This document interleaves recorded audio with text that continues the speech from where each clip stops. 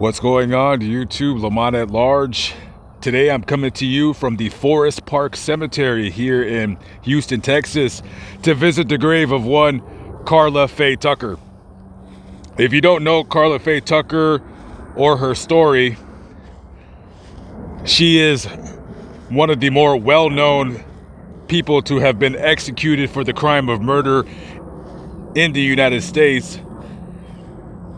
But the brutal murder that which took place, and trust and believe it was a brutal murder, the story is more of what happened after the murder and her life, giving her life to Jesus and being a born-again Christian, is what makes this story more compelling than just the murder itself. So let's talk about what happened. Karla Faye Tucker was born here in Houston, Texas on November 18th, 1959. And let me tell you, did not have a good start in life, to say the least. She started smoking cigarettes at 8 years old. Well, that kind of tells you not much for parental supervision in her household. By the time she was 12 years of age, she was already having sex, doing drugs. And by the time she's 14 years old, she's already done with high school, and she starts hanging out with her mom and falls into her mother's line of work, which is prostitution. Her mother didn't really look at Karla like how a mother should look at a daughter. She looked at her more like a friend and a person to do drugs with, sadly. So they would go around the country touring with the Allman Brothers, the Eagles. You know, you get a couple of ladies and they just kind of follow a band, and you know what happens when you follow a band. Yeah, all of that stuff. A life of drinking and drugging is what you could best summarize Karla Faye Tucker's life. So, being in the Houston area, being hopelessly addicted to drugs, she's hanging out at a local bar where a lot of other bikers are hanging out at. So she meets up with a man by the name of Jerry Lindeen and his girlfriend, Sean.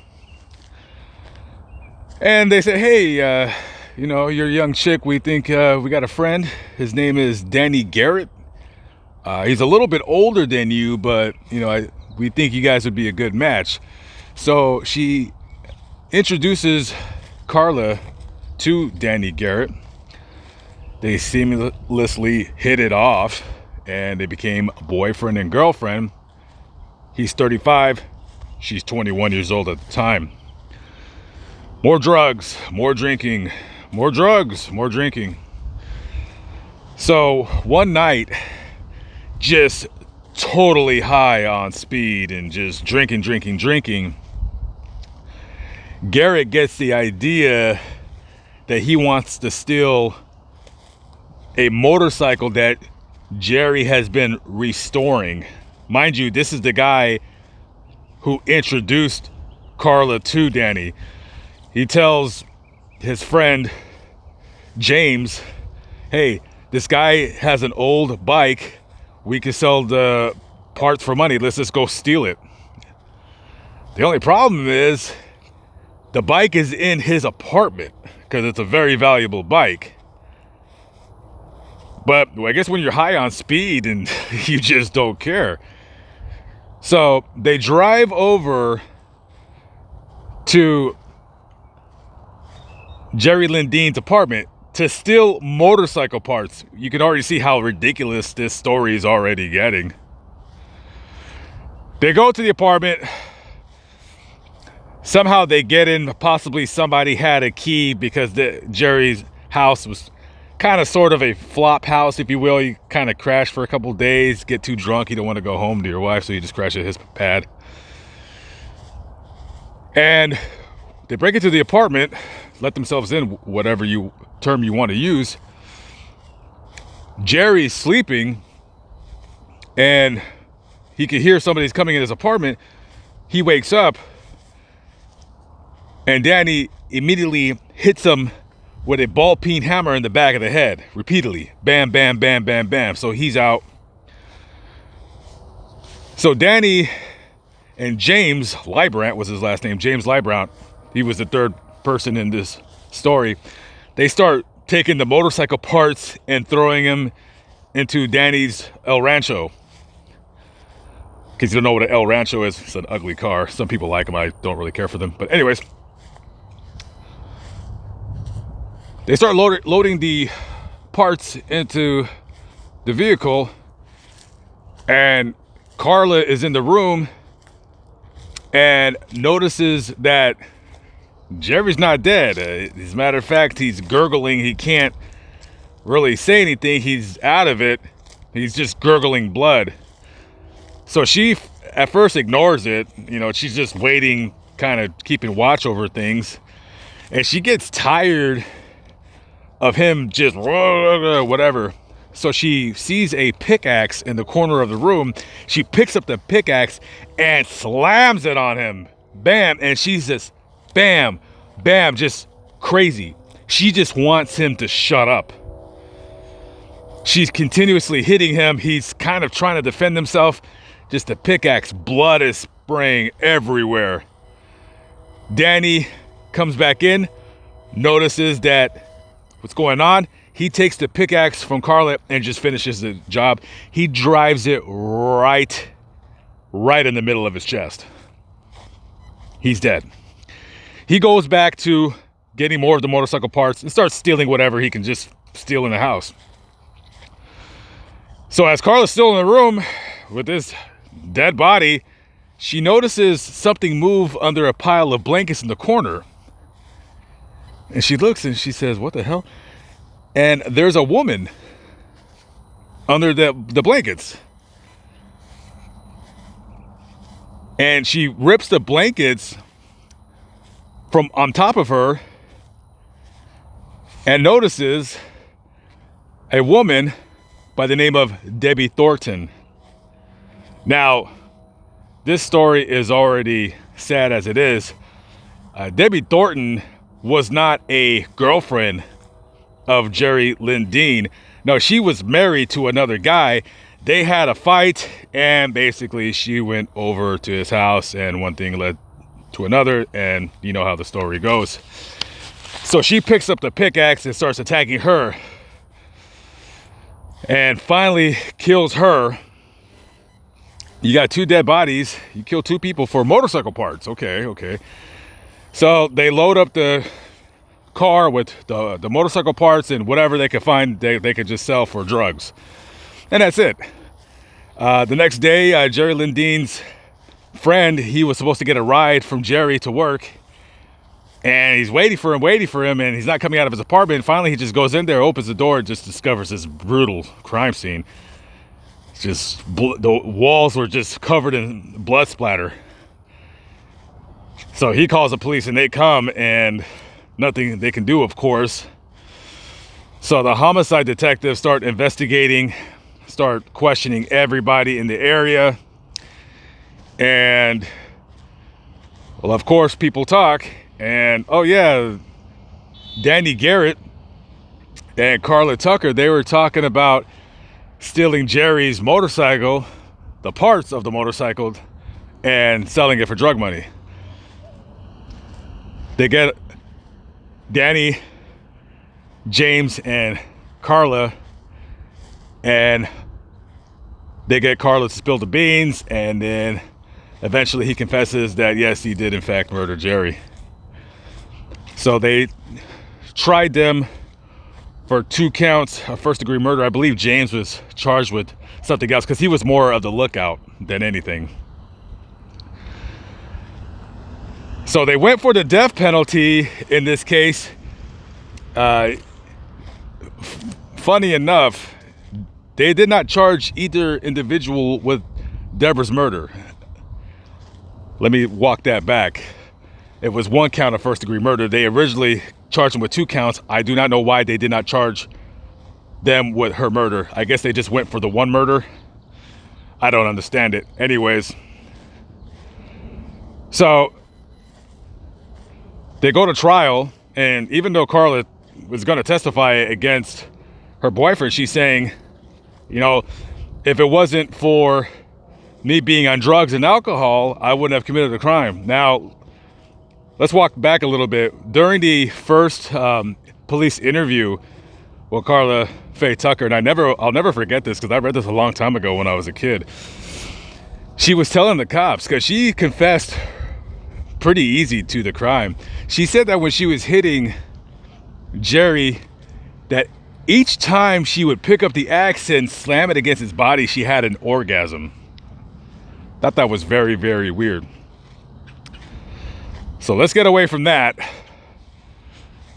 So Carla has just committed a double murder. She's looking at spending the rest of her life in prison, or at least a death penalty.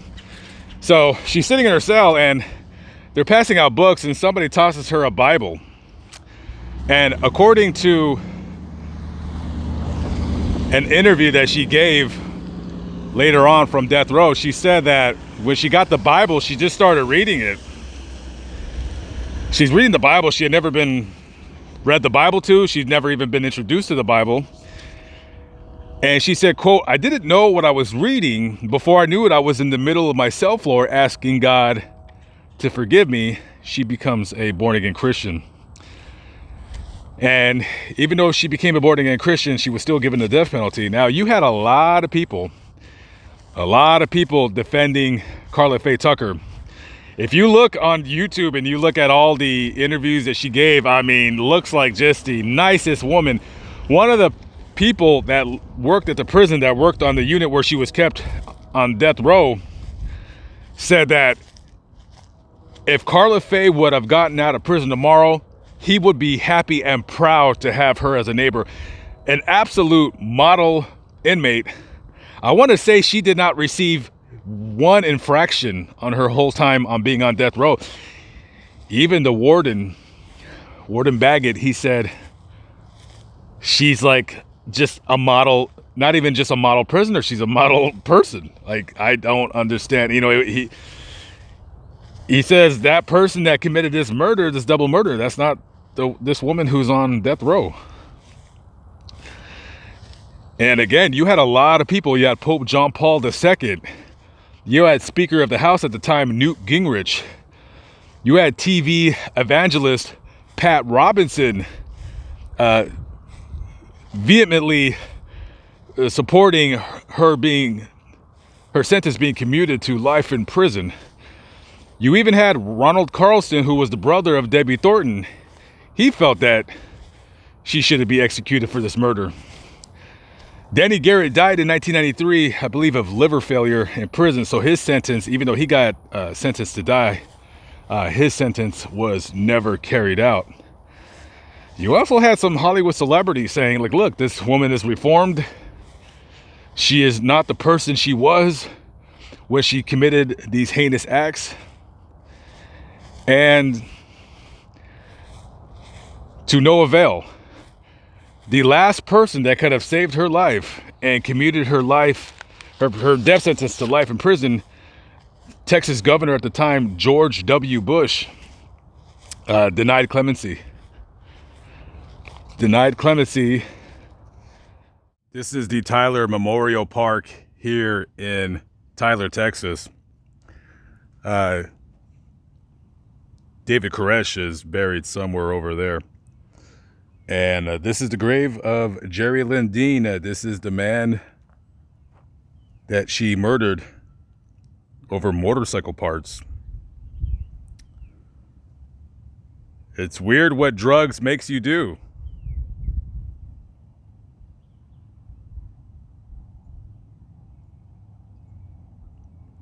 United States Coast Guard.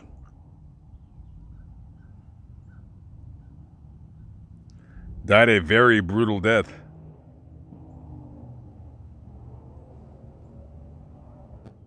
And this is the grave of Carla Faye Tucker, November 18th, 1959 to February 3rd, 1998.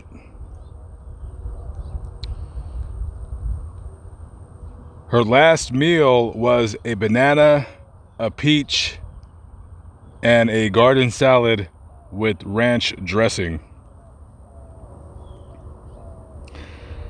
Her last words were as follows, quote, "I would like to say to all of you, the Thornton family and Jerry Dean's family, that I am so sorry. I hope God will give you peace with this." Then she looked at her husband. Her husband, by the way, was the prison reverend that she married. "Baby, I love you." And then she looked at Ronald Carlson, who was the brother of the woman that she murdered. Quote, "Ron, give Peggy a hug for me." And then she looked at all people that were around her, and she was crying and smiling. Quote, "Everybody has been so good to me. I love all of you very much. I am going to be face to face with Jesus now. Warden Baggett, thank all of you so much. You have been so good to me. I love all of you very much. I will see you all when you get there. I will wait for you." Unquote. And then the drug was administered, and she licked her lips and started humming, and that was it. She was dead within less than 10 minutes, I believe. Oftentimes when I read these stories of people that were executed, I very, very rarely believe that anybody that was sentenced to die should have their sentence converted to life. However, in this case, I'm not saying that her sentence should have been commuted, but I would have not any problem at all whatsoever if she was given life in prison instead. And let me say this, I want to say this. Some of you might think that I'm sexist when I say this, and I've been around for about 41 years, and I've not cared what I said about things like this and what people say or care about what I think or say. You know, my opinions are my opinions, but I have a saying: behind every damaged woman is a man. I'm not saying that women cannot be leaders and that all women are followers, but more times than not, women are oftentimes guided to a life of crime, be it by a family member, a friend, a husband, so forth and so on. Oftentimes a man comes to do evil upon a woman, warps her mind, and her path is set before her. And I feel in this case, someone down the line had warped Carla's mind. I mean, when you're prostituting yourself with your mother at the age of 14, her mother is also here somewhere in this section of the cemetery. She died in 1979. I don't know where she's at or how she died. But, I mean, she basically left her daughter to fend for herself. She found out at a very young age that her father that had raised her was not really her father, that her real father was a man that her mother had basically a one-night stand with, who cheated on her husband with. So, I mean, you could easily look back at this woman's life and see what kind of damage was done upon her at such an early age. Was it really fair to execute her? I don't know. You be the judge about that. You be the judge about that. No one told you to commit these murders. However, sometimes people's brains are so totally warped. And the other question is there redemption once you get sentenced to time in prison or the death penalty? Can a person be redeemed? Can a person be forgiven and possibly even released to society? Fred Allen, he was the captain of the death row unit at Huntsville. In an online interview, about 2 or 3 days after Carla's execution, he had a nervous breakdown. He quit his job. He quit his job. He quit his pension. That was it. He walked away from his job that he had for so many years. And he was a very vocal proponent of the death penalty. But after Carla's execution, he said he was no longer in favor of the death penalty just because of this execution. So she had a very heavy effect on people, to say the least. And I don't know. Was justice served? Yes. But at the end of the day,